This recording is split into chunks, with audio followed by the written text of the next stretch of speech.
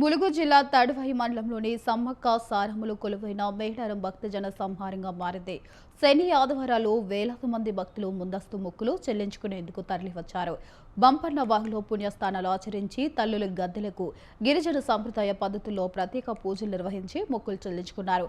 ఇక మహాజాతర తేదీలు సమీపిస్తుండటంతో భక్తుల సంఖ్య రోజురోజుకు పెరుగుతుంది. ఇదే అంశంపై మరింత సమాచారం మేడారం నుంచి మా ఇన్పుట్ ఎడిటర్ రాజమౌళి అందిస్తారు. భారతదేశంలోనే అతిపెద్ద గిరిజన జాతర అయినటువంటి మేడారం సమ్మక్క సారలమ్మ జాతరకు సంబంధించి మేడారంలో మనం ఉన్నాం. స్వతంత్ర న్యూస్ గత వారం నుంచి కూడా ఎలాంటి కథనాలు అందిస్తుంది. మేడారం సమ్మక్క సారలమ్మ జాతర ఏర్పాట్లపైన ఇద్దరు మంత్రులు ప్రత్యక్షంగా ప్రతి ఆదివారం ప్రతిరోజు ఇక్కడ మొదలుపెట్టుకొని తిరుగుతూ సమీక్ష సమావేశాలు కూడా నిర్వహిస్తున్నారు.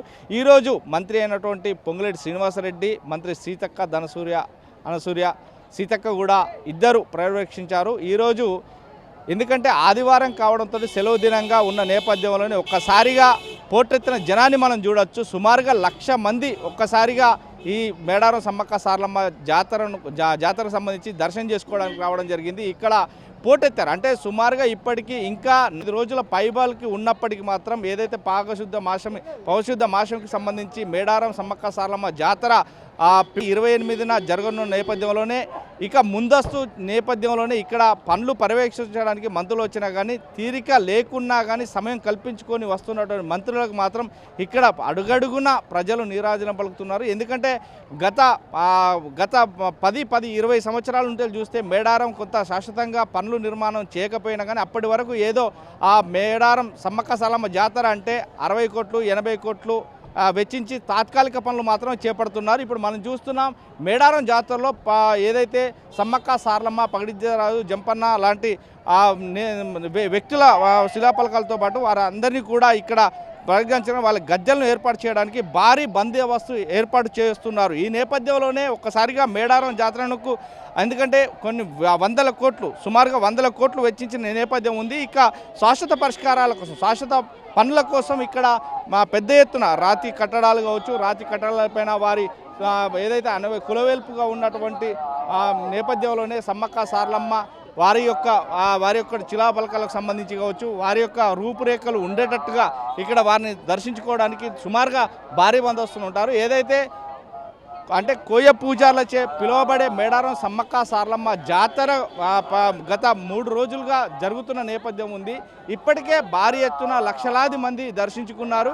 ఇక రాబోయే 45 రోజుల మాత్రం సుమారుగా ఎట్లేదన్నా కానీ 2 నుంచి 3 కోట్ల మంది దర్శించుకుంటారు. ఇది ఆసియాలోని అతిపెద్ద గిరిజన జాతర అయినటువంటి మేడారం సమ్మక్క సారలమ్మ జాతరకు ప్రతి ఒక్కరు ఇక్కడ కొంగు బంగారంగా నిలుచుకునే వ్యక్తులు ఇక్కడ మా కోళ్ళు, మేకలు, గొర్రెలు లాంటి మా తల్లికి మొక్కుల ద్వారా బలించుకొని ఇక్కడ నుండి వారు కోరిన కోరికలు కొంగు బంగారంగా సమ్మక్క సారలమ్మను దర్శించుకుంటే మాకు ఇలవేల్పుగా ఉంటుంది అని చెప్పేసి భక్తుల నమ్మకం.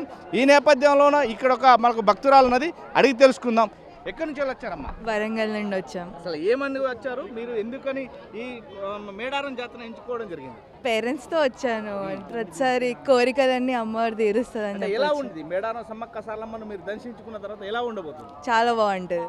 మనం తెలుసుకుంటున్నాం ఏదైతే ఎవరికైనా కానీ కొంగు బంగారంగా మేడారం సమ్మక్క సారలమ్మ జాతర అంటేనే ఇంటి ఇలవేల్పుగా వారికి ఎప్పటి నుండి ఉంటారంటే పుట్టిన పసికందు నుంచి వెళ్ళి పెద్దగా వాళ్ళు జాబ్ చేసేంత వరకు కూడా సమ్మక్క సారలమ్మ నమ్ముకొని ప్రతిదీ కన్మరుగు అంటే ప్రతిదీ కూడా కన్నుల విందుగా చేసేటువంటి ఉంటుంది. తన పేరెంట్స్ కూడా తను నేర్పేది ఇక్కడ సమ్మక్క సారలమ్మ జాతర ప్రసిద్ధిగాంచింది. ఆ తల్లిని మనం వేడుకుంటే మనకు పనులు జరుగుతాయంటారు. కానీ ఏదేమైనా కానీ ఇక్కడ చూస్తే కనుక 45 రోజుల ముందు పనులు మాత్రం చక్కదిద్దడానికి ఇటు అధికారులు గవర్నమెంట్ ముందస్తు చర్యలో భాగంగా ఉన్నా కానీ జనం మాత్రం తాకిడి ఎక్కువనే ఉందని చెప్పొచ్చు. సుమారుగా ఇప్పుడు 1,00,000 వరకు మంది అంటే 1,00,000 వరకు భక్తులు కూడా వచ్చి దర్శించుకున్నట్టుగా మనకు తెలుస్తుంది.